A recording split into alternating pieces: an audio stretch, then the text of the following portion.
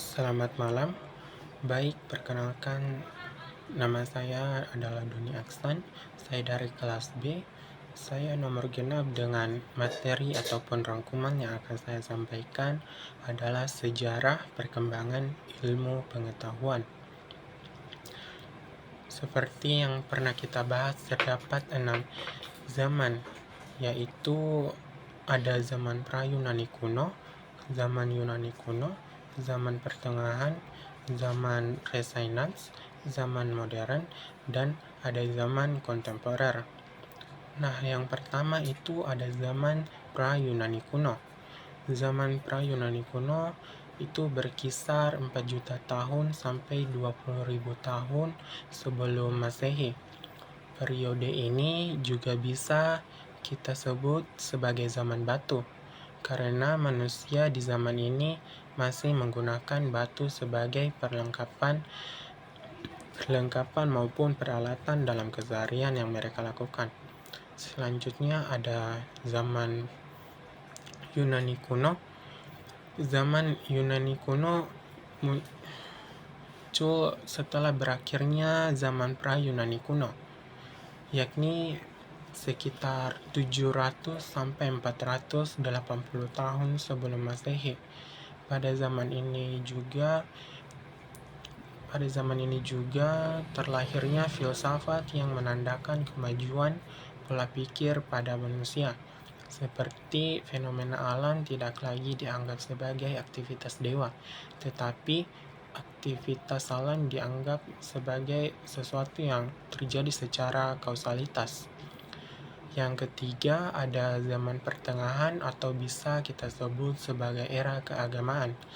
Periode ini ada sejak abad ke-5 sampai 15 Masehi. Pada zaman ini di Eropa itu dikenal sebagai zaman kegelapan dikarenakan kekuasaan absolut berada pada tangan gereja yang mengakibatkan penyimpangan, sehingga manusia di Eropa pada zaman itu mengalami keterbelakangan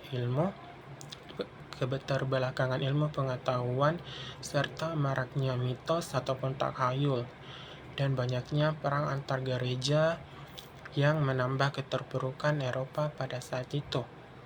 Keadaan ini justru berbanding terbalik di Timur Tengah, yaitu era keemasan Islam, yang menyumbang banyak sekali ilmu pengetahuan pada filsafat, sains, serta bidang kedokteran yang sangat maju. Sebagai contoh, ada Ibnu Sina yang menjadi ikon kedokteran. Bahkan banyak rumah sakit di zaman sekarang yang dinamakan atas nama beliau.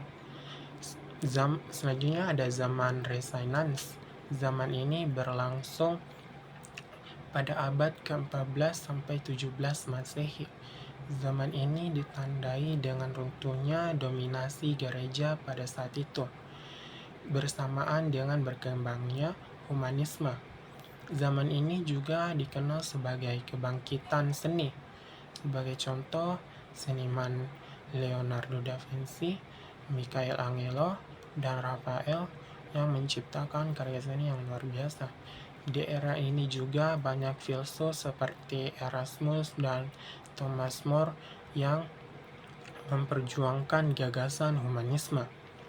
Mereka menekankan pentingnya pendidikan, rasionalitas, dan perhatian pada kemanusiaan. Berikutnya ada zaman modern.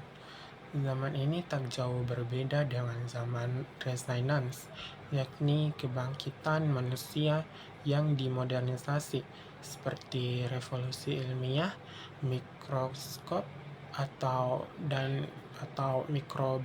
mikrobiologi, teori revolusi matematika modern, dan banyak lagi.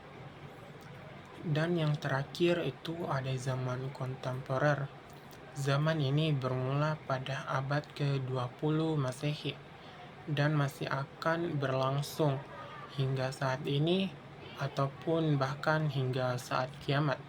Di zaman ini fisika menempati kedudukan teratas dan banyak diperbincangkan oleh para filsuf. Dan zaman ini bahkan manusia sudah sangat digampangkan ataupun dimudahkan untuk mencari sebuah informasi, seperti lewat smartphone, berkat perkembangan internet dan media sosial. Di era ini juga manusia sudah bisa mengeksplorasi luar angkasa. Dan adapun kesimpulan pribadi saya, setiap zaman itu memiliki prosesnya masing-masing. Dari yang awalnya tak ada apa-apa hingga saat ini banyak sekali teknologi yang sudah diciptakan oleh manusia. Baik zaman pra Yunani kuno sampai zaman kontemporer. Ini menunjukkan bahwa manusia belajar dari apa yang sudah terjadi di masa lalu.